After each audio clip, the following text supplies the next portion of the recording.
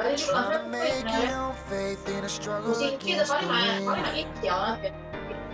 Ya kalau kan mulia kan musisi gitu kan. Kita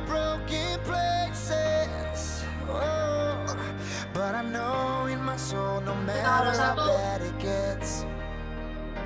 I'll be alright. There's hope in front of me. There's a light, I still see it.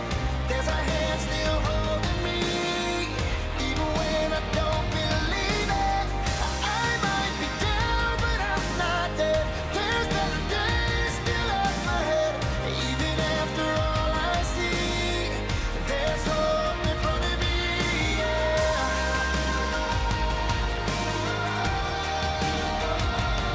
There's a place at the end of the storm you finally find, where the hurt and the tears and the pain all fall behind.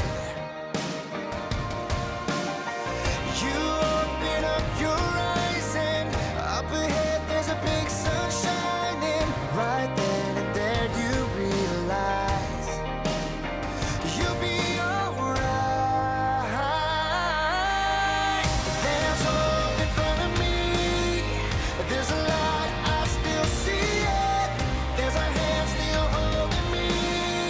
Even when I don't believe it. I might be down, but I'm not dead. There's better days still up ahead. Even after all I see, there's hope in front of me.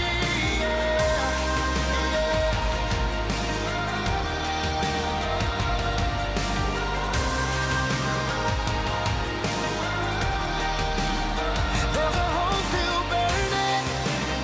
I can feel it rising through the night, and my world's still turning. I can feel your love here by my side. Oh,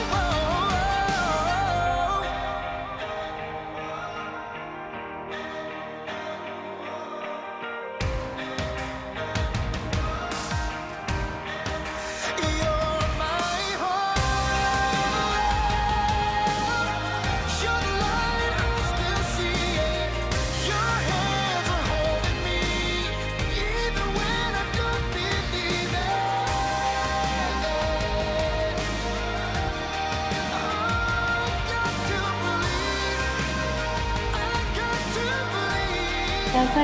Selamat pagi semuanya. Selamat pagi. Oke, kita mulai aja ya. Selamat pagi semuanya. Terima kasih buat para hadirin yang mau hadir pada malam hari ini di Fans Millennials 60 Minutes Inside. Jadi pada malam hari ini saya bersama speaker kita yang luar biasa pada malam hari ini. Kita akan sharing mengenai topik yaitu mengenai agen asuransi yang berhenti ya. Jadi it's going to be a very excited. Ini bakal sangat menyenangkan sekali. So kita start. Perkenalkan saya Kara Natasha. Saya yang akan menjadi moderator pada malam hari ini. So thank you semuanya untuk yang mau hadir.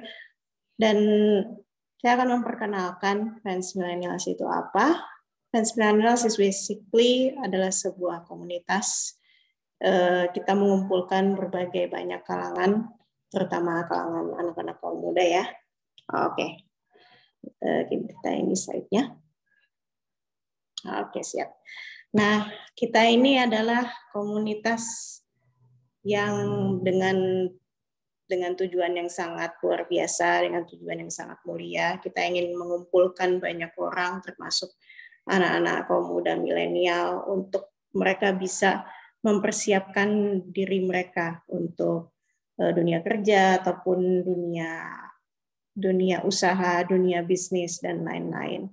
Kita juga fokus ke bagian financial ataupun insurance, ataupun ada juga loh kita ada seperti kalau mereka pengen belajar bahasa Inggris atau maybe graphic design untuk build personal branding, why not? Kita di sini dengan komunitas ini kita banyak belajar, kita mempersiapkan untuk masa depan yang lebih baik. Oke. So ya, jadi Fans Millennials ini dibentuk di akhir tahun 2021 ya. So ini komunitas yang masih sangat muda sekali, tapi kita punya tujuan yang sangat luar biasa. So without further ado, nggak usah berlama-lama lagi ya, kita langsung mulai dengan speaker kita yang luar biasa, Bapak Acep Usman Abdullah. Halo, selamat pagi, Kak Acep. Halo, pagi-pagi, Siskara, apa kabar? Luar biasa, dahsyat. Wow. Thank you banget udah memandu acara Fans Millennial 60 Minute Insight ya, Sis. Wow, Iya. senang juga Siskara sehat dan welcome everyone yang sudah menyempatkan hadir pada malam hari ini. Ya, tadi saya bilang selamat pagi, tapi pada kenyataannya ini malam ya, Sis ya. Tapi semangat paginya selalu tertularkan dengan greeting kita, selamat pagi gitu, supaya secara psikologis gitu kita merasa ada dorongan untuk wah ini fresh morning gitu, memulai aktivitas biasanya kan seger tuh. Nah walaupun ini malam hari kita tetap punya yang namanya semangat pagi. Oke, mungkin sedikit menambahkan ya Sis ya, tadi Siskara udah ngejelasin ya fans millennials itu apa. Jadi saya coba highlight tambahannya nih di bagian values terutama. Jadi fans millennials ini punya 3 values. Yang pertama share ya, sharing, kemudian connect, artinya connecting, yang terakhir ada collaborating. Jadi sharing ini adalah sebagaimana tadi di-mention sama Siskara, ini adalah komunitas terbuka yang mewadahi semua orang dari berbagai background, either faith yang berbeda, domisili yang berbeda, atau tempat ya lokasi di mana berasal yang berbeda, etnisiti yang berbeda, pokoknya semuanya bisa ngumpul di sini karena kita punya kesamaan ingin berbagi, jadi ingin sharing ya. Karena kami yakin bahwa dalam suatu kebaikan kalau kita sharing bersama-sama, maka itu impact-nya akan jauh lebih besar. Benar gak, Sis? Betul banget. Benar banget. Benar. Yang kedua apa sih connecting? Jadi selain sharing kita juga ingin connect dong gitu. Jadi antar fans millennial member kita pengen connect satu sama lain. Karena setiap orang punya strength yang berbeda. Nah kita ingin belajar dari strength setiap orang juga. Nah supaya gap weakness kita itu tertutupi karena kita belajar juga dari strength-nya orang. Nah yang terakhir ada collaborating. Nah, collaborating ini tentu lebih dalam ya dibanding hanya connecting. Jadi kita ingin setelah connected, selanjutnya adalah willing to collaborate. Collaborate untuk apa ya? Untuk hidup yang lebih baik. Either itu di dunia karir ataupun dalam hal persiapan dunia karir itu sendiri. Misalkan tadi saya sekarang nyebutin ada 2 program utama dari Fans Millennials. Yang pertama adalah Business Practitioners dan yang kedua adalah Young Talent. Nah, kalau Business Practitioner itu kita udah ada pada posisi karir gitu ya. Jadi mereka yang udah ready untuk langsung nyobain di dunia karir financial service, maka nanti jatuhnya langsung sebagai business practitioner members ya dari Fans Millennials. Tapi kalau misalkan, aduh aku pengen belajar dulu nih dari orang-orang hebat di sini atau dari sesama. Nah, kalau memang mau belajar dulu, yuk masuk di Young Talent. Seperti yang Siskara bilang, nanti ada di sana materi-materi tentang personal branding. Ada juga bahkan public speaking and English club ya Sis ya.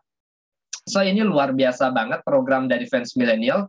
Walaupun ini baru ya di akhir 2021 dan tentunya kami menyadari karena barunya ini maka kami juga pelan-pelan nih menunjukkan kepada publik ya tentang program-program ini. Nah nanti kedepannya kami akan susulkan dengan yang lebih detail yaitu program Young Talent. Kalau business practitioner sudah ada beberapa ya program maksudnya membersnya. Tapi kalau untuk Young Talent, kami lagi advertising, ya, lagi promoting ke berbagai, terutama anak muda ya, millennials, untuk bisa join di Young Talent, dan program-programnya pun lagi sedang kami susun. Begitu, Sis. Ya, semoga ini membantu menjelaskan tentang apa itu fans millennials ya. Sebelumnya kita punya IG Live ya, Sis ya. Betul ya? Betul sekali. Ya, kita sebelumnya punya IG Live di every Friday night juga. Nah, baru kali ini perdana banget Fans Millennial bikin yang namanya semacam webinar. Tapi saya nggak mau bilang ini webinar karena kan webinar ini terlalu formal. Ya, kami ingin lebih rileks dan juga lebih enak nih satu sama lain kita bisa berinteraksi gitu ya. Jadi pembawaannya pengennya sih non formal gitu ya. Nah, ngomongin masalah webinar, kenapa sih dinamainnya 60 Minute Insight? Karena kami ingin dari sini teman-teman yang hadir itu mendapatkan insight yang berguna. Jadi gak hanya duduk mendengarkan, tapi ada insight gitu ya, ada insight. Dan modelnya juga kita pengennya sih interaktif gitu. Jadi teman-teman bisa menggali insight apa yang diinginkan. Nah, kebetulan pada malam hari ini kami memilih topik yang cukup hangat dan karena di luar sana banyak yang menjadi keluhan gitu. Sehingga acara ini seharusnya bisa menjawab keluhan-keluhan itu. Keluhannya itu apa? Nah, ini dia. Oke, belum pindah ya sis ya? Berlebihan. Nah, ini dia. Keluhannya apa sih? Ya, wah kok malam-malam gitu kan udah ngomongin keluhan gitu ya. Nah, teman-teman, saya ambil ini karena ini sebetulnya salah satu highlight yang ingin nanti disampaikan. Tapi tentu untuk memulainya, saya nanti akan jelasin lebih detail permulaannya seperti apa sih, kenapa muncul seperti ini gitu. Sehingga nanti tahu, oh iya ya, kenapa sih agen asuransi di luar sana ada yang tidak aktif dan bahayanya apa. Karena saya akan jelasin tadi nanti background-nya dulu. Nah, setelah itu saya akan bahas secara inti ya, inti dari permasalahannya kenapa sih agen nggak aktif dan bahayanya apa, dan nanti juga kita berpikir jangka panjang solusinya apa sih gitu ya. Jadi walaupun ada masalah, ada isu, tapi kita juga udah siapin yang namanya solution ya. Jadi perkenalkan lagi, saya Acep Usman Abdullah dan saat ini saya sebagai Associate Agency Director di salah satu agensi yang berpartnership dengan Prudential, namanya Excellent Stars Group di Jakarta Selatan. Nah, pada malam hari ini saya akan memaparkan topik apa bahayanya jika agen asuransi tidak aktif. Saya boleh mulai ya sis ya? Silahkan Kak Acep. Oke, thank you. Nah, apa aja yang akan saya sampaikan di malam hari ini? Yang pertama itu adalah topik pemasaran asuransi. Jadi saya akan jelasin dulu seperti apa sih mekanisme pemasaran asuransi yang ada di Indonesia. Kemudian agen asuransi itu sendiri, ya tentunya seperti apa sih mekanisme kerja agen asuransi, model kerjasamanya dengan perusahaan asuransi, cara mereka menjalankan tugasnya seperti apa. Nanti akan dijelaskan di outline kedua ini. Kemudian outline yang ketiga apa sih? Yaitu tahap penting. Nah, di sini saya akan bahas lebih detail tadi kenapa sih ada bahaya gitu. Di tahap mana sebenarnya bahaya itu muncul. Dan yang terakhir ini adalah rekomendasi. Jadi saya akan paparkan juga solusinya seperti apa sih untuk area-area yang kritis yang mungkin menyimpan bahaya yang mungkin di luar sana akhirnya banyak yang kecewa. Begitu. Oke, saya masuk ke outline pertama dulu. Nah, sebelum itu ternyata ada disclaimer ya teman-teman. Saya harus highlight di sini bahwa ini adalah murni pandangan pribadi saya. Ya, jadi saya kan sudah ada di industri asuransi dan saya sudah tahu beberapa area yang memang perlu saya sampaikan ke teman-teman pada malam hari ini, sehingga ini murni juga pandangan pribadi saya gitu ya. Dan ini bukan pandangan perusahaan, baik itu perusahaan asuransi maupun perusahaan di mana atau komunitas bisnis saya, yaitu di agensi Excellent Stars. Jadi ini benar-benar murni dari pandangan pribadi saya, tidak mewakili kedua perusahaan ini.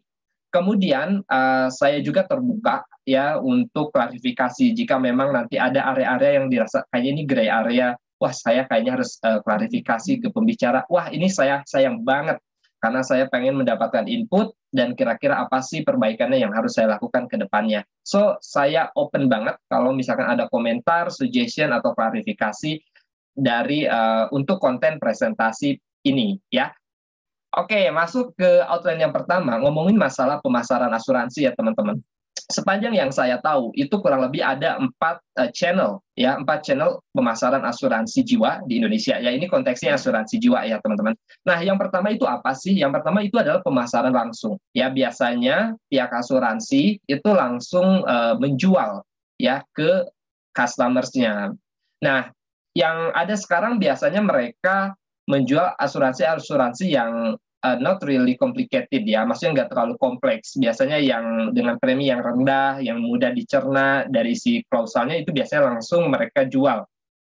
Dan saat ini dengan digital marketing yang berjalan begitu cepat, trending ya, akhirnya perusahaan asuransi pun pakai channel-channel digital marketingnya gitu. Misalkan kerjasama dengan salah satu provider platform misalkan ya, sosial media dan sebagainya. Sehingga orang bisa melihat itu walaupun nggak harus ketemu langsung dengan agent atau dengan perusahaan asuransinya, tapi karena oh ini yakin ini yang memberikan ini adalah perusahaan asuransi yang kredibel, akhirnya mereka ambil ya.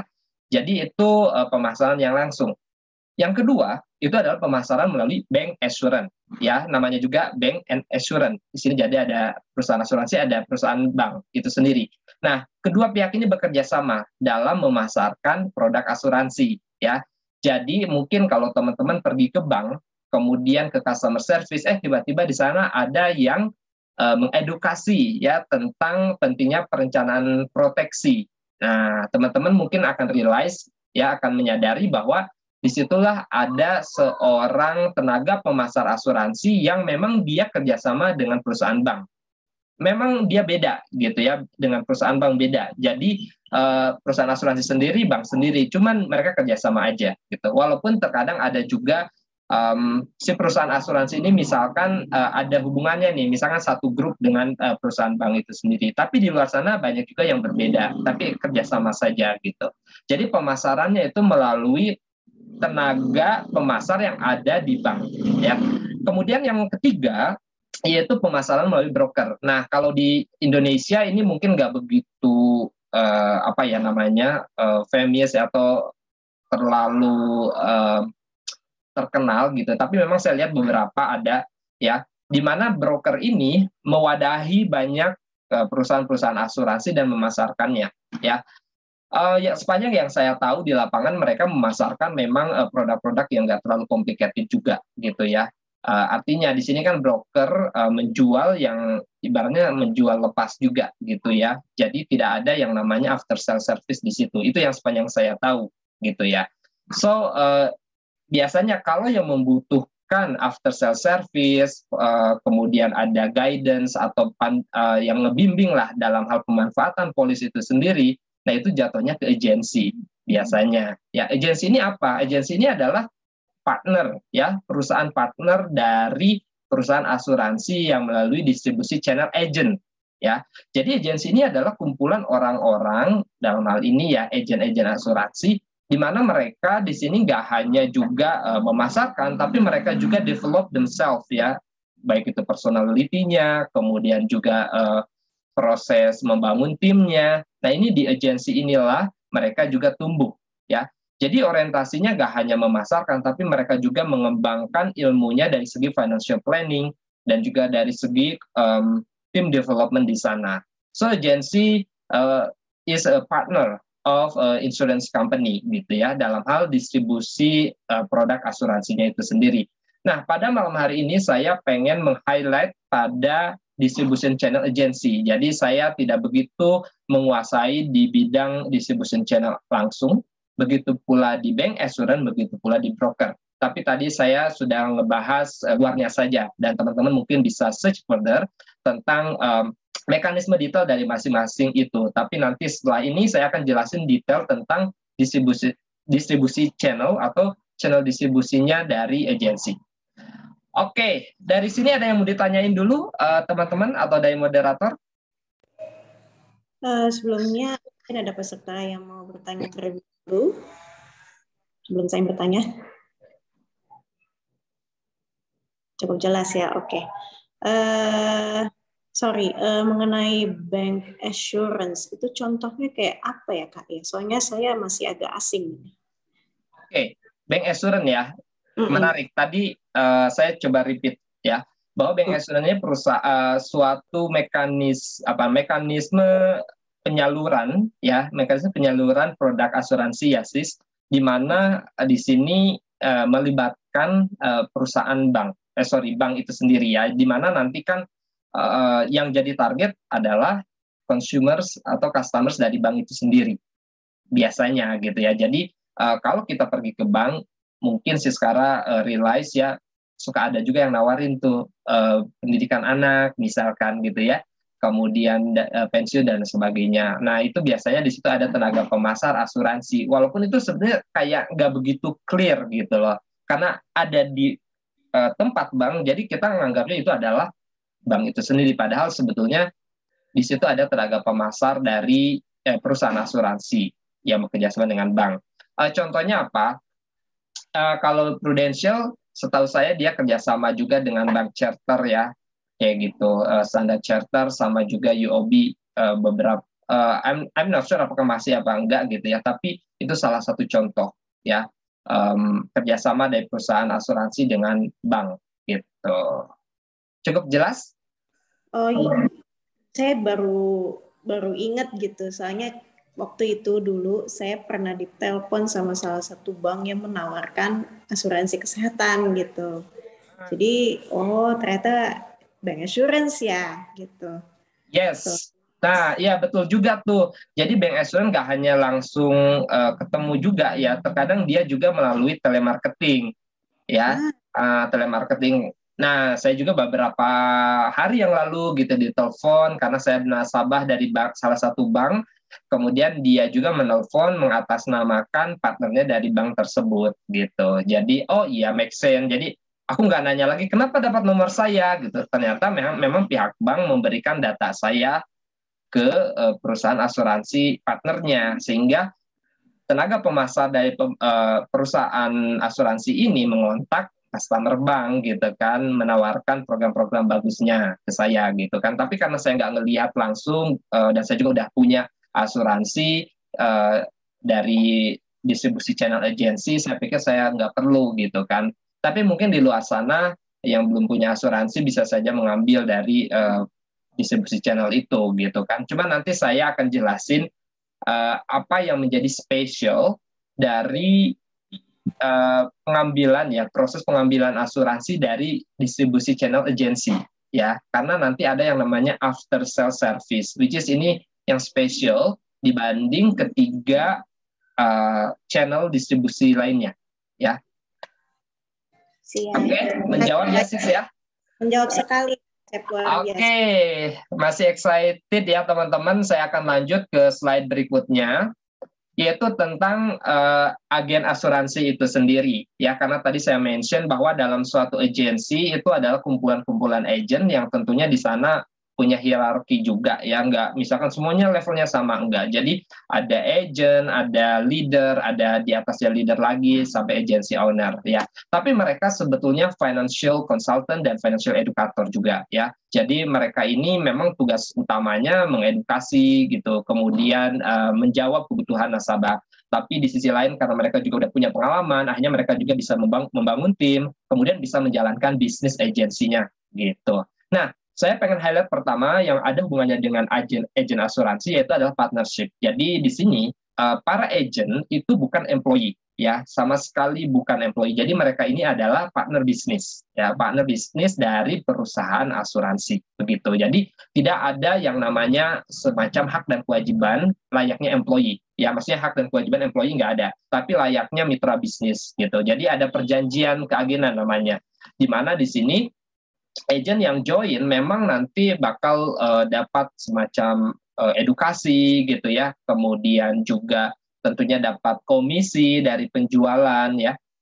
Di sisi lain agent juga harus menjunjung tinggi kode etik ya, kode etik sebagai financial advisor, financial consultant gitu, sebagaimana ada asosiasi yang memang membawahi kode etik itu yang namanya Asosiasi Asuransi Syariah Indonesia, Asosiasi Asuransi Jiwa Indonesia. Nah, kedua asosiasi inilah yang memang mengontrol nih kode etik dari agent-agent gitu ya. Jadi kalau misalkan ada semacam mis-selling gitu ya, wah ini siap-siap aja ada teguran gitu ya. Mungkin teguran pertama dari perusahaan asuransi itu sendiri, tapi nanti ke depan selanjutnya kan bisa dibawa lebih ke ranah yang lebih tinggi lagi gitu. So, kita nggak sembarangan juga menjual sebuah produk karena ada kode etik yang memang kita junjung, sehingga kita ingin produk yang kita berikan kepada customer itu adalah produk-produk yang memang sesuai kebutuhannya Dan kita menyarankan adalah sesuai apa yang menjadi kemampuannya juga, gitu ya. Oke, nah selanjutnya adalah business community. Nah, di sini yang ingin saya jelaskan adalah bahwa dalam suatu agensi ini kan kumpulan para agent-agent gitu ya. Tadi saya udah mention ada hierarkinya juga, ada yang level agent, ada level leader gitu. Nah, sebetulnya mereka ini ngebangun sebuah semacam hierarki bisnis ya. Kenapa? Karena di sini teman-teman seorang leader gitu ya harus ngebimbing agentnya ya, harus ngebimbing agentnya dalam hal apa? Dalam hal product knowledge, dalam hal personal development, even misalkan ada kendala nih, agentnya ada kendala dengan klien-kliennya. Kalau misalkan agent itu baru, kemudian wah bingung nih cara menyelesainya kayak gimana. Nah, leader biasanya bantu gitu. Bahkan dalam proses pemasaran pun di lapangan untuk bulan-bulan pertama gitu. Kalau misalkan agent ngerasa wah I need support dari leader. Nah, biasanya leader harus turun tangan juga untuk bantu agentnya sampai agentnya bisa betul-betul mandiri gitu. Jadi ada proses yang namanya kolaborasi. Di sisi lain memang agent membutuhkan support dari leader. Nah, apa sih benefitnya as a leader gitu ya? Apa yang menjadi performance dari agentnya, ibaratnya kayak mentinya lah ya. Jadi leader ini mentornya, terus agent itu mentinya. Kalau mentinya bagus kerjanya gitu dan menghasilkan, maka si perusahaan asuransi itu akan memberikan reward ya berupa apa? Berupa royalti ke leadernya gitu. Jadi leadernya nggak ngambil komisi dari si agentnya, nggak sama sekali, tapi si leadernya itu sendiri justru mendapatkan royalti ya dari perusahaan asuransi atas kerjasama yang atas performa yang bagus dari agentnya. Nah kayak gitu. Jadi ini semacam business community in agency. Jadi kami juga di agensi itu diajarin juga bagaimana proses rekrutmen ya, karena penting sekali ya ada yang namanya regenerasi gitu. Karena kita kan nggak mungkin selamanya ada di level yang agent tadi, kita harus naik juga. Nah supaya kita bisa naik, kita perlu juga yang namanya pembuktian. Bisa nggak kita jadi leader gitu? Kita bisa nggak ngemimpin? Nah, untuk tahu bisa ngemimpin atau enggak, berarti kan kita perlu ada orang yang dipimpin. Nah, orang yang dipimpin ini adalah menti-menti atau new agent ini gitu. Jadi, kami juga diajarin bagaimana menseleksi orang-orang yang terbaik ya, yang ada di luar sana yang membutuhkan peluang kerja atau peluang bisnis. Nah, kami harus menseleksi itu sehingga mereka akhirnya oke, ini sesuai dengan value saya gitu. Sehingga orang ini bisa masuk menjadi bagian tim saya ya. Dan tentunya saya juga punya responsibility as a leader untuk membina orang tersebut. Nah, ini mekanisme business community di sebuah agensi. Dan satu hal lagi yang ingin saya highlight sebelum masuk ke career development-nya, bahwa di agensi ini benar-benar kekeluargaannya kuat banget. Ya, jadi nggak ada ibarat kayak bos dan staff gitu. Itu nggak ada sama sekali. Teman-teman jangan berpikir misalnya, oh agensinya kayaknya kayak perusahaan juga sih gitu ya. Ada staff, ada bos gitu. Enggak. Teman-teman ini benar-benar kayak kekeluargaan, layaknya kayak kakak kelas dengan adik kelas, yang dimana kakak kelas ini ngebimbing adik kelasnya untuk maju gitu. Jadi ada mentor dan ada menti. Nah ini persis sama di agensi pun. Jadi kekeluargaannya dapat ya, ilmunya dapat, uangnya juga dapat. Nah next, the last one di bagian outline ini yaitu career development ya. Tadi sedikit saya singgung di awal tentang bagaimana hubungan antara leader dan agent. Nah di sini saya akan jelasin juga bahwa pada mekanisme jenjang karir yang ada di Prudential, misal nih ya, karena kebetulan saya ada di bisnis Prudential, jadi saya lebih tahu di bisnis Prudential. Mungkin teman-teman yang lain yang hadir di sini bisa saja juga pernah mengikuti sistem bisnis di agensi perusahaan asuransi lain. Saya pikir kurang lebih akan sama gitu ya, di mana level agent di atasnya itu ada associate agency director gitu. Kemudian di atasnya ada yang namanya agency director. Ya, kemudian di atas agency director lagi ada agency director lain, tapi dia levelnya lebih tinggi sampai jadi EAD, executive agency director, dan di atasnya lagi ada lagi yang namanya business owner itu sendiri, yaitu pemilik agensi atau agency owner. Ya, itu tahapan dari jenjang karir. Jadi kalau teman-teman mungkin berpikir, oh kayaknya selamanya jadi agent gitu, yang ngejual. Teman-teman, ternyata di agensi ini ada yang namanya business development-nya juga. Ya, di sini ada jenjang karirnya. apa sih keuntungannya gitu kalau kita ada di posisi yang lebih tinggi? Ya teman-teman tentunya kita akan mengapresiasi dong orang-orang yang sudah ngebimbing, orang-orang yang memang udah berpengalaman lebih lama dan selalu berprestasi dan menghasilkan. Ya artinya memberikan omset kepada perusahaan gitu ya. So apresiasinya bukan dalam bentuk gaji, enggak, seperti yang saya bilang di sini kan kita commission based ya, benar-benar ini kayak pebisnis, kayak wirausaha gitu ya. Jadi apa yang kita hasilkan, apa yang kita lakukan, apa yang sudah kita beri ke perusahaan itu yang dapat kita dapatkan gitu. So bedanya apa kalau yang leader itu nggak hanya komisi tapi ada juga royalti.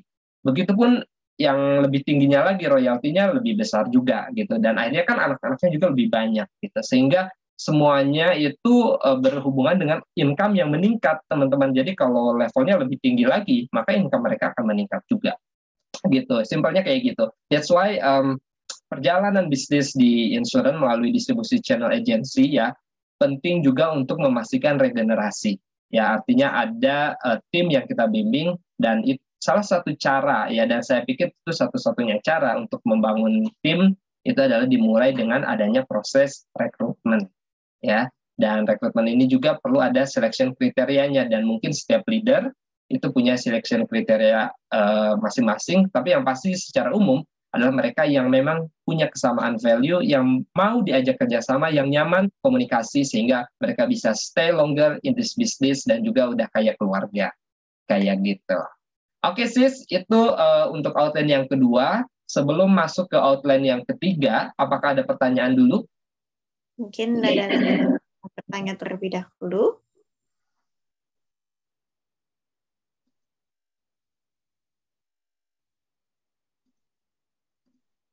Ada yang mau ditanyakan? Cukup clear ya suara saya juga, sis? Cukup clear kok, Kak. Oke, good. Oke, clear. Penasaran aja sih, Kak. Ini kan bisnis asuransi, ini kan bisnis yang menjanjikan ya, dan it's a good business gitu. Dan maksudnya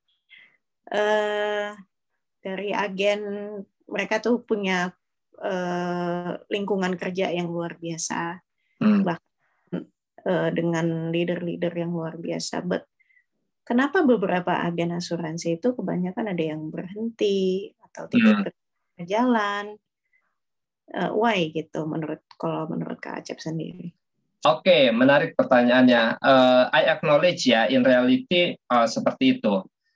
Mungkin sebelum ke sana, karena tadi saya bawa konteksnya bahwa di asuransi dengan distribusi channel agency ini kan kayak pebisnis ya sis ya. Mungkin kasarnya ya kita kayak jualan kayak ngewarung gitu ya. Kan ngewarung ini kalau kita pengen dapat profit ya berarti barang kita harus laku gitu kan. Bener kan? Jadi nggak ada istilahnya gaji dari orang lain gitu ya. Tapi tentu kita sebetulnya nggak seperti ngewarung layaknya teman-teman lihat gitu, kios-kios gitu, enggak. Tapi justru kita sebagai edukator itu yang pertama kita lakukan, justru mengedukasi dulu, dan itu tugas yang sangat mulia gitu. Nah, why? Menurut saya sih banyak faktor ya. Mungkin satu orang dengan yang lain itu faktornya beda-beda gitu ya. Bisa yang pertama karena merasa environment-nya mungkin nggak cocok gitu ya. Environment-nya nggak cocok, dalam arti nggak cocok, mungkin ekspektasi dia seperti ini A, tapi setelah masuk ternyata in reality B gitu ya, kayak gitu.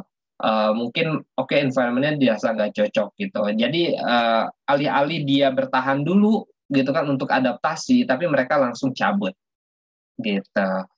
Itu dari environment. Yang kedua dari ekspektasi, mereka mungkin beranggapan ini sebagai pekerja ya, sebagai karyawan gitu. Karena kalau udah orientasinya karyawan di awal dan itu nggak change cepat, wah itu bahaya. Karena dia akan menuntut, saya harus dapat gaji dong, saya udah memasarkan juga nih, saya udah ikutan branding gitu kan, saya udah ikutan pelatihan, dimana kalau saya kerja di luar sana gitu kan, kemudian saya diputus oleh perusahaan untuk ikutan pelatihan, tetap dapat gaji gitu, bahkan dapat uang transport dan sebagainya.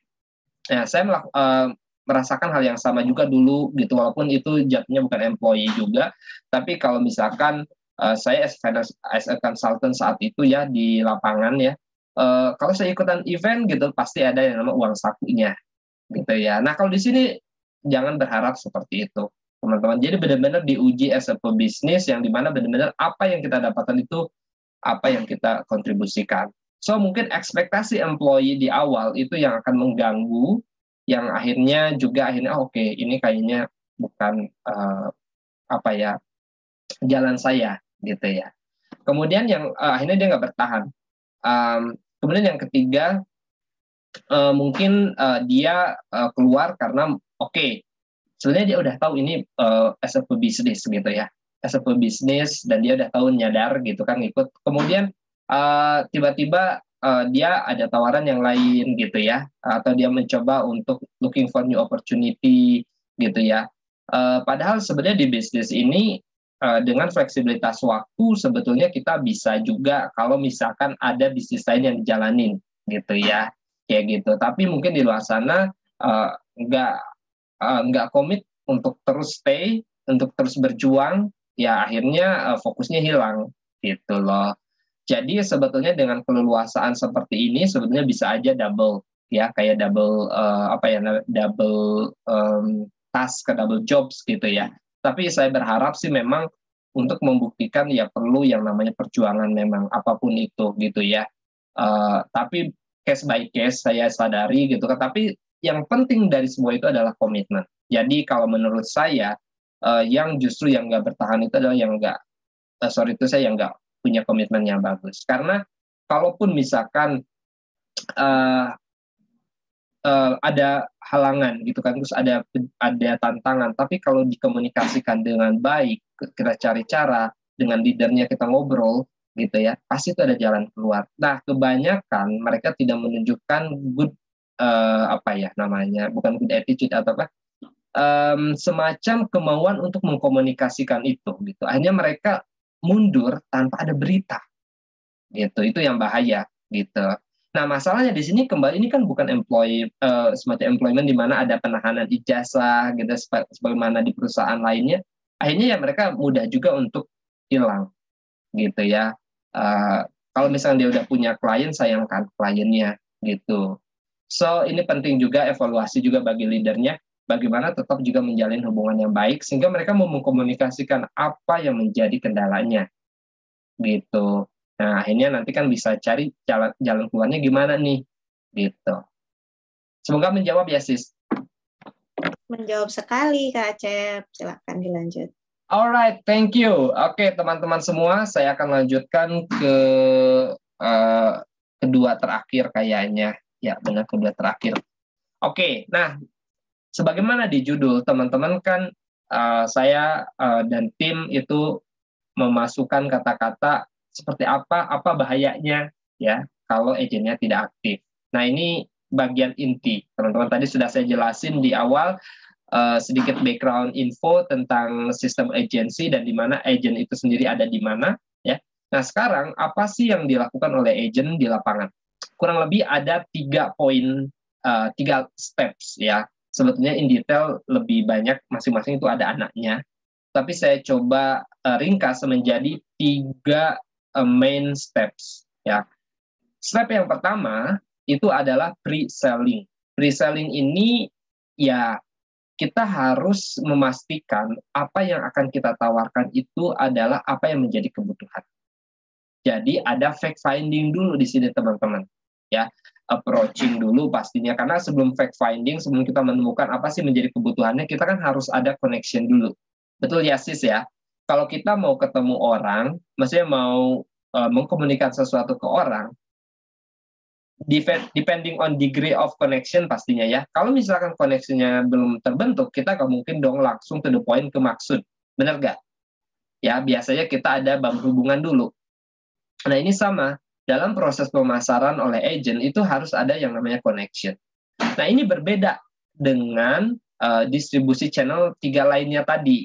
Ya, teman-teman masih ingat ya, tadi ada broker, ada langsung, ada juga bank assurance.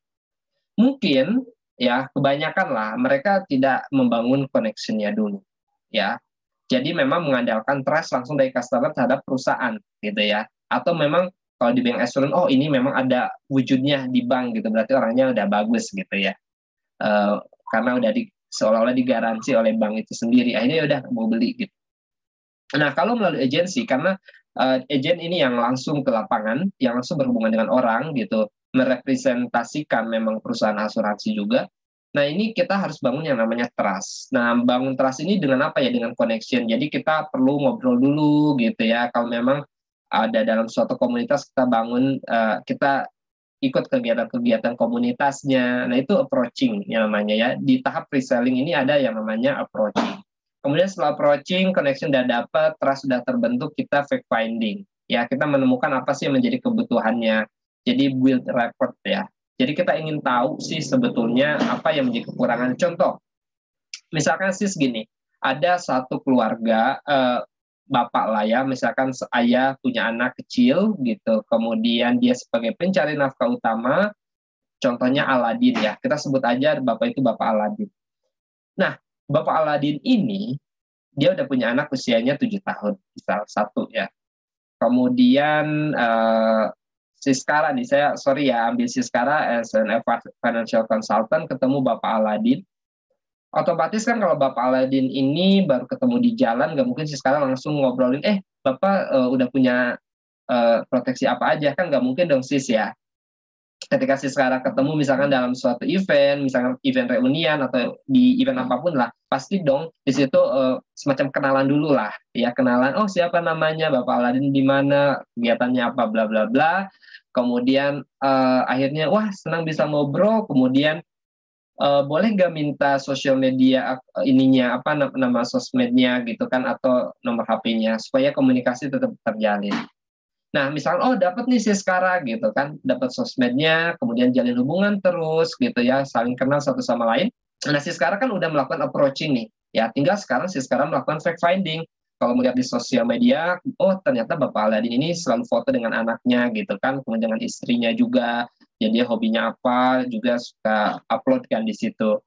Nah, Siskara kan mau dong lebih dekat lagi dengan calon nasabah itu, akhirnya Siskara memutuskan untuk mencari tahu nih komunitas Bapak Aladin ini apa sebetulnya, sehingga secara tidak langsung Siskara juga bisa join di komunitas itu, dan akhirnya nanti ketemu dengan Aladin lagi gitu. Akhirnya ngobrol-ngobrol, akhirnya trust sudah terbentuk, apalagi kalau misalkan Siskara memegang peranan penting dalam suatu komunitas itu, akhirnya oh iya Siskara ini orangnya yang baik ya gitu ya, terus dia bertanggung jawab dan sebagainya. Nah, ketika Siskara masuk ngobrol lagi dengan Bapak Aladin, nggak mungkin dong ada yang namanya defensif, bener nggak? Karena udah kenal, gitu, udah kenal, dan oh akhirnya Siskara tahu ternyata dia anaknya usia 7 tahun dan dia pengen banget anaknya itu kuliah misalkan di luar negeri, di Australia misal. Tapi setelah ditanya-tanya sama Sis, ternyata dia belum persiapan dana pendidikan. Nah, dari situlah maka Siskara melihat ada gap nih, ada gap yang harus diisi, yaitu ada kebutuhan perencanaan dana pendidikan si anak Bapak Aladin ini. Akhirnya ketemu deh Bapak ngobrol lagi, kira-kira ini aku punya konsep bagus yang sekiranya ini bisa ngebantu perencanaan keuangannya dan masa depannya anak Bapak gitu ya. Boleh aku share nggak konsepnya gitu. Nah, Siskara menjelaskan konsepnya tuh, ya bahwa pendidikan anak ini seperti itu gitu ya, ada unsur investasinya, ada unsur juga proteksinya. Jelasin, akhirnya si Bapak Aladin bersyukur banget kebantu ya dengan adanya konsep ini. Akhirnya mereka si Bapak Aladin ini jadi knowledgeable gitu ya, jadi tahu oh ternyata betul ya konsep dalam pendidikan itu seperti itu. Nah, kemudian sekarang tanya gini, kalau misalkan ini bagus, bermanfaat, selanjutnya apa gitu ya. Kalau ini programnya bagus, apa yang ditunggu lagi sama Bapak Aladin? Oh iya ya, gimana ya saya cara dapetin program bagus ini? Misal kayak gitu. Nah, Siskara akan menyarankan produknya dari perusahaan partner asuransi Siskara yang terbaik pastinya ya, kayak gitu. Nah, jadi Siskara sebenarnya nggak ngejual produk itu ya, cuma ngebantu aja gimana si klien ya, calon klien ya dalam hal ini memutuskan program yang sesuai ya untuk masa depan anak tadi, dalam hal ini Bapak Aladin. Nah, ini di tahap pre-selling ya Sis ya. Kemudian tadi selling itu sendiri, oh oke. Setelah itu Bapak Aladin langsung memutuskan untuk mengajukan dirinya ke perusahaan asuransi, ya. Kemudian dibantu juga sama Siskara administrasi dan sebagainya supaya dia nggak bingung, ya, karena kan bahasa asuransi lumayan kompleks ya. Jadi dibimbing gitu ya. Nah, proses bimbingan ini terjadi di tahap selling juga. Sampai ketika dia udah jadi nasabah salah satu perusahaan asuransi gitu. Selanjutnya apa? Nah, Siskara nggak boleh lari gitu loh. Mentang-mentang udah Bapak Aladin jadi klien gitu. Oke, saya nggak mau berhubungan lagi sama Bapak Aladin. Enggak. Siskara masih harus berhubungan gitu ya dengan Bapak Aladin ya, tanya-tanya rutin gitu ya, at least seminggu sekali atau sebulan sekali gitu. Kemudian kalau Bapak Aladin, Siskara saya ada bingung nih di bagian-bagian ini gitu ya, atau mungkin nanti bilang gini, oh kayaknya anak saya juga perlu asuransi kesehatan nih, tolong dong dikasih referensinya kayak gimana. Nah, dalam tahap post selling ini, selain kita juga ngebimbing ya, ngedampingi kalau memang ada klaim nantinya ya, juga kita dampingi. Mungkin ada juga yang namanya reselling ya, atau cross selling biasanya disebutnya di kami ya. Jadi mungkin terjadi penjualan lagi karena dirasa oke, Siska ini orangnya dapat dipercaya, sangat helpful. Why not gitu kan, si Bapak Aladin ini at least mereferensiin untuk anaknya dia sendiri untuk ngambil produk. Jadi ini sebetulnya kita bisa grow ya, as an agent ini kita bisa grow bersamaan dengan grow-nya ini, grow klien ya. Dari segi income mereka grow, mungkin kita juga bisa ikutan grow karena mereka akan mengambil produk yang lebih banyak lagi dari kita selama kita memang dirasa helpful ya, membantu klien bersangkutan. Nah, kenapa saya masuk highlight banget ini tahap penting? Karena teman-teman di luar sana ya, di luar sana ini ada hal-hal yang kritis. Nah, saya perlu highlight banget di sini. Di bagian sini ya, teman-teman, sebentar. Saya coba sedikit coret-coret. Nah, di bagian pre-selling, teman-teman, ini bisa saja si agentnya ini menjelaskan konsepnya nggak betul. Gitu, menjelaskan konsepnya nggak betul. Mungkin dia menjelaskan konsep yang dimana dia supaya si klien ini membeli gitu. Padahal itu dibesar-besarkan. Ya, padahal itu tidak sesuai dengan konsep, tidak sesuai dengan ketentuan polis juga.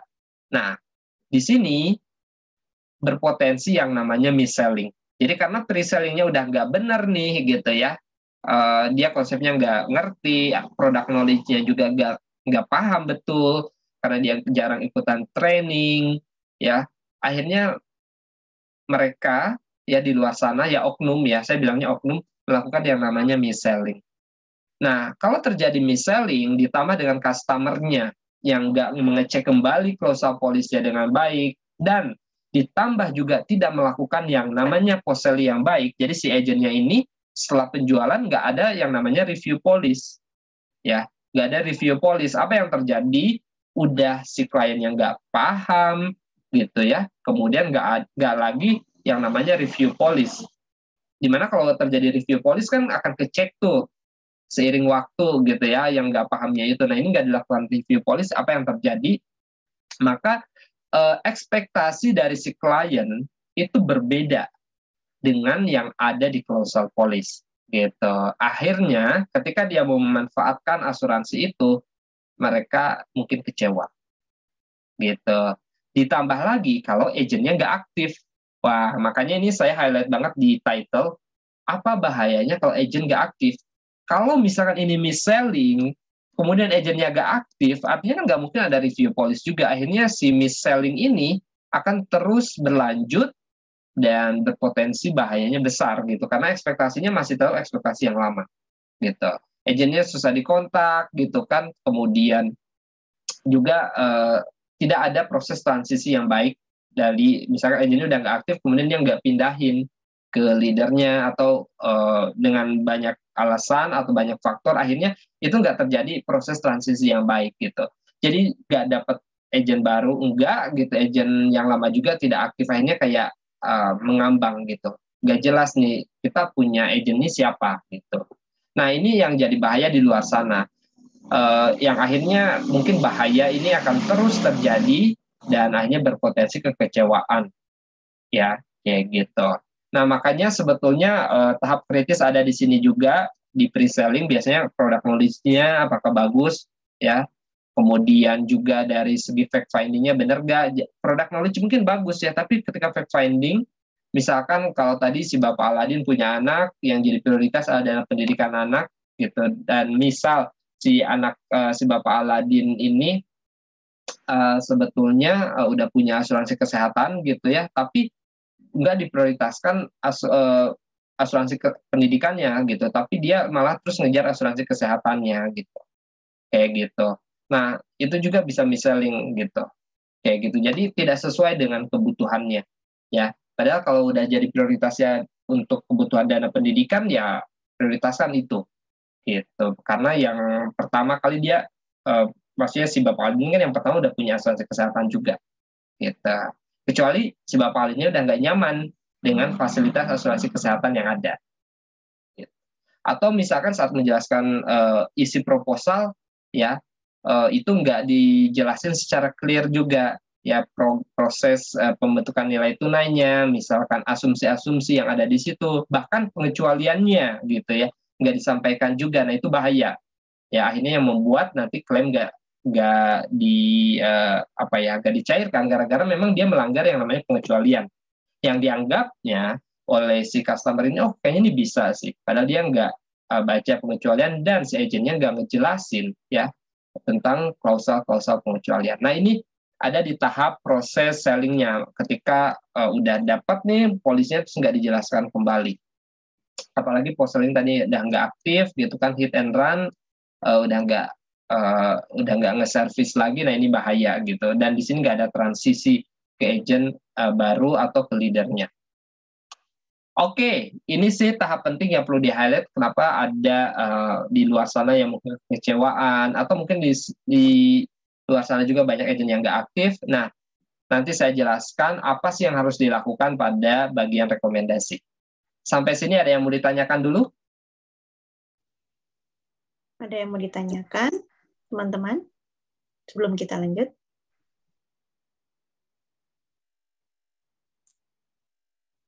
Udah clear semua ya sepertinya. Saya sih ada yang mau ditanyakan, tapi menunggu selanjutnya deh. Next slide ya. Oh iya, kata Pak Bobi juga ada yang mau ditanya tapi terakhir aja. Oke, siap. Alright, next. Wait a sec. Ini kayaknya, ini harus saya clear drawingnya dulu. Clear all drawing. Nah, teman-teman yang berbahagia, ya ini udah masuk ke last slide sebetulnya ya, di mana ini juga jadi outline yang terakhir, yaitu tentang menyikapi yang tadi, isu-isu tadi ya, potensi-potensi masalah tadi. Dari sudut pandang customers, tentu kita apapun itu ya, maksudnya apapun produknya atau jasanya, kita harus be a smart customer ya. Well, memang asuransi ini kompleks jujur dari segi bahasa gitu ya, tapi bukan menjadi alasan atau bukan menjadi suatu hal yang berat kalau teman-teman ya itu membaca polis yang sudah didapatnya gitu, atau searching deh, sekarang banyak kan financial planner, consultant juga bikin artikel-artikel bagus di luar sana yang juga membantu kita nih tentang pengambilan produk apa sih gitu. Tapi lagi-lagi teman-teman harus dibantu juga kalau menurut saya nih ya oleh seorang financial consultant yang dapat dipercaya. Kenapa? Karena financial consultant aja perlu training kali-kali nih dalam menguasai product knowledge. Apalagi kalau teman-teman as a customer itu hanya mungkin beberapa kesempatan lihat di internet gitu ya. Kemudian akhirnya oke, kayaknya nggak itu deh, kebutuhannya seperti ini gitu ya. Ya mungkin teman-teman ada gambaran, tapi masih perlu yang namanya penguatan dari seorang financial consultant yang profesional. Nah, how gitu kan untuk melihat seorang financial consultant profesional atau enggak itu kayak gimana? Nah, ini masuk ke rekomendasi yang kedua, dari sudut pandang financial consultant sendiri, be a professional financial consultant. Cirinya apa? Ya, ini mungkin saya juga menyampaikan kembali apa yang sudah didapat. Intinya, apa yang direkomendasikan itu adalah betul-betul yang menjadi kebutuhan atau betul-betul yang menjadi solusi atas gap atau kekurangan yang ada di customer. Itu kuncinya. Kemudian yang kedua, ketika mereka udah merekomendasikan produk, mereka si profesional consultant ini harus bisa juga menjabarkan kembali isi polisnya. Ya, jadi ada review polis tuh. Kemudian dia still keep in touch. Ya, still keep in touch karena kita ingin dong customer kita ya dari sudut pandang financial consultant bahwa mereka bisa memanfaatkan produk ini dengan baik juga nantinya gitu ya, karena kan ini produknya sebetulnya jangka panjang pada umumnya ya. Nah, jadi kita harus make sure juga bahwa financial consultant ini tetap mendampingi dalam hal pemanfaatan polis. Kalaupun banyak dengan berbagai macam mungkin alasan amit-amit, misalnya si financial consultantnya juga harus pergi duluan dan dipanggil oleh Tuhan gitu kan, harus ada transisi yang smooth ya. Jadi di sistem agensinya pun juga harus bisa memastikan bahwa customer dari agentnya ini udah bisa pindah nih ke leadernya dengan baik, sehingga di service lanjutnya sama leader. Nah, lalu apa sih dari tugas perusahaan, walaupun ya teman-teman sebetulnya kalau kita beli polis asuransi, di situ juga ada customer service, di mana kita bisa langsung connect juga ke perusahaan asuransi. Ya, jadi sebetulnya nggak ada masalah sih harusnya, cuman terkadang kan bingung ya. Wah, kalau dengan customer service biasanya agak formal gitu ya, tapi kalau dengan agentnya kan enak ya. Kapanpun dihubungi, biasanya agentnya bisa ngerespon dengan baik, dan itu kayak udah kayak teman. Nah, itulah yang juga memang kalau teman-teman ketemu dengan yang profesional itu udah kayak teman ya, jadi minta bantuan kapanpun enak ya. Nah, ini juga berbeda dengan distribusi channel yang lain tadi ya, di mana human touch-nya itu mungkin agak kurang ya di yang lain itu, karena after sales service-nya nggak se-intens melalui distribusi channel agency ya. Jadi teman-teman don't worry kalau memang teman-teman mengambilnya dari distribusi channel bank assurance, telemarketing atau dari langsung, teman-teman don't worry juga karena memang masih bisa connect langsung dengan perusahaan pemberi gitu ya. Cuman kalau teman-teman ketemu financial consultant dari sistem agensi ya, teman-teman boleh konsultasi ke mereka gitu ya. Bisa konsultasi, aku pengen diliatin dong polisku yang kemarin aku beli dari bank assurance gitu. Karena aku bingung nih kontaknya ke siapa, karena waktu itu aku beli di bank ini gitu. Masa aku harus pergi ke bank terus untuk nanya gitu ya. Memang di sini ada customer service-nya juga, tapi kan terkadang aduh agak formal ribet gitu. Boleh nggak aku nanya ke kamu? Nah, itu boleh teman-teman. Jadi walaupun asuransinya beda ya dari distribusi channel yang beda, kalau teman-teman ketemu agent ya, tentunya teman-teman juga harus punya trust ya, agentnya yang profesional. Teman-teman tanya aja, isi polisku kayak gimana ya ini gitu. Jadi sharing aja tukar pikiran gitu. Jadi teman-teman nggak usah merasa curiga, wah aku nanti ditawarin lagi. Enggak, teman-teman, justru kita pengen ngebantu kalau memang ada area-area yang menurut customer ini ekspektasinya A, tapi ternyata yang di polis itu B gitu.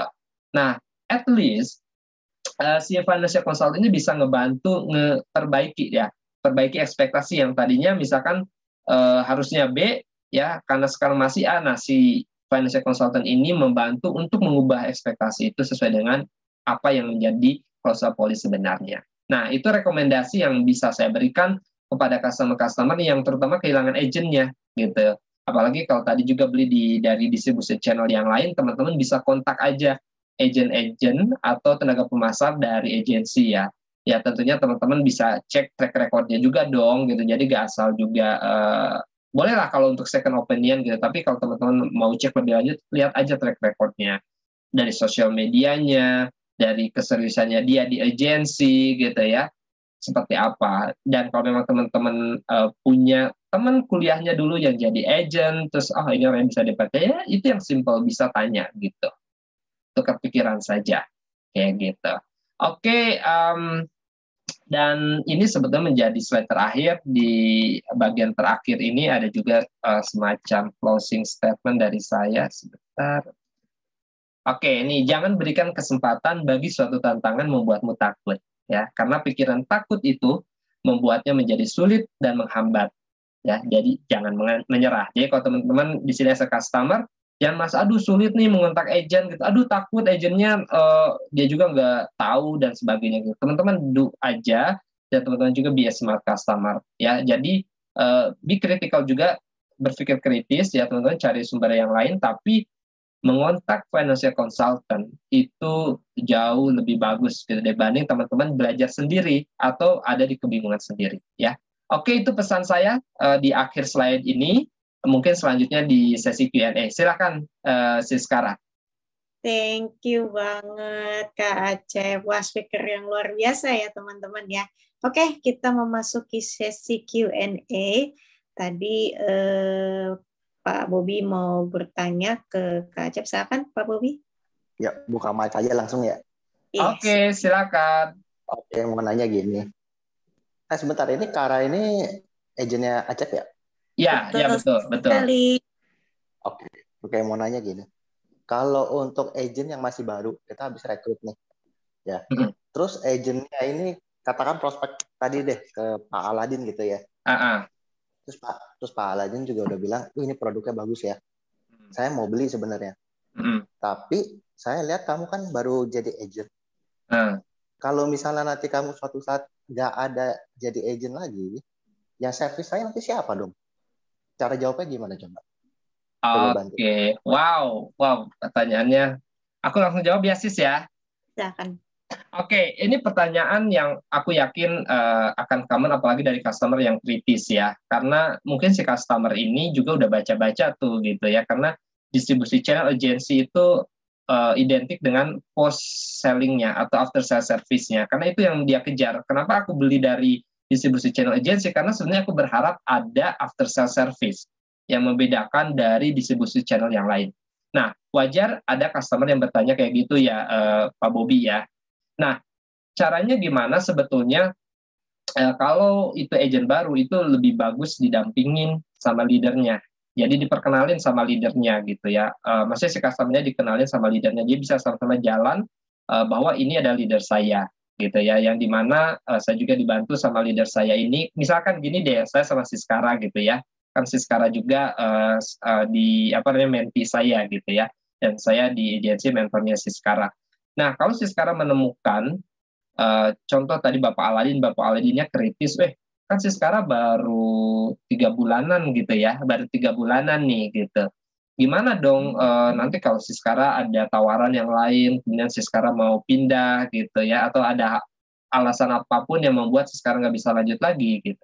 Apa yang bisa bantu servis saya? Nah, Siskara bisa yakinkan bahwa ini ada leader saya gitu, ada leader saya. Atau ini ada kontak nanti kalau misalnya Siskara di lapangan nggak dengan leader tapi membutuhkan jawaban yang cepat, Siskara bisa kontak saya nih, Kak Acep, ini ada nasabah yang potensial dan dia bertanya seperti ini, boleh yakinkan nggak? Atau mungkin kita video bareng gitu ya, bahwa saya menjamin bahwa sales after sales service-nya juga disupport gitu. Nah, saya yakin sebagai customer ada nilai Siskara ini punya added value, artinya komunikasi dengan leadernya ternyata lancar gitu. Komunikasi dengan leadernya lancar dan Siskara juga nggak terlalu ambisius ya, mungkin bisa saja Siskara keluar gitu ya anytime gitu ya, tapi Siskara sudah memberikan keyakinan kepada saya bahwa ada backup gitu. Kemudian nanti mungkin saya juga bisa jelasin, oke, saya udah berjalan berapa tahun di sini dan klien saya cukup banyak gitu, dan saya bisa bantu juga menservis in case Siskara nggak bisa dengan alasan apapun gitu. Tapi jujur gitu kan, sebetulnya kita ini secara sistem pemasaran kita memang supportingnya gitu ya. Jadi proses pengklaimnya itu bukan ke saya, bukan ke agensi, tapi proses klaimnya itu ke Prudential atau ke perusahaan asuransi. Jadi apa yang bisa saya lakukan adalah membimbing, gitu kan, membimbing proses klaim itu. Karena pada dasarnya perusahaan asuransi itu yang mengklaimkan, dan biasanya di polis kan ada juga jalurnya untuk klaim gitu ya. So mereka punya 3 way cara gitu. Kalau Siskara nggak aktif, bisa kontak leadernya. Atau kalau misalkan leadernya juga tanda kutip nggak bisa dihubungin, ya sebenarnya bisa melalui jalur langsung tadi. Tentunya juga kan tadi di awal udah dikasih bimbingan tuh cara mengajukan dokumennya kayak gimana. Jadi 3 hal itu menurut saya sih bisa meyakinkan klien ya. Semoga ini menjawab Pak Bobi. Oke, thank you. Sama-sama. Oke, ada pertanyaan lagi? Pertanyaan lain nggak? Nggak ada ya? Mungkin semuanya udah cukup jelas ya. Saya juga udah cukup jelas nih. Semua pertanyaan saya sudah terjawab nih Kak Acep-nya. Oh ya? Iya. Oke, karena waktu juga ya sis ya.